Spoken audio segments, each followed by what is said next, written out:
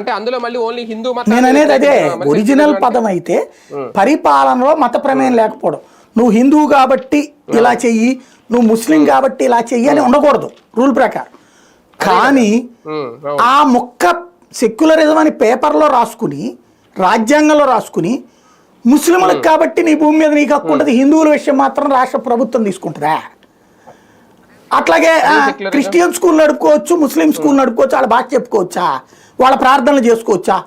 హిందువులు మాత్రం భగవద్గీత చదవకూడదు, లేకపోతే హిందుత్వానికి సంబంధించిన పాఠాలు చెప్పకూడదా, రామాయణం చెప్పకూడదా?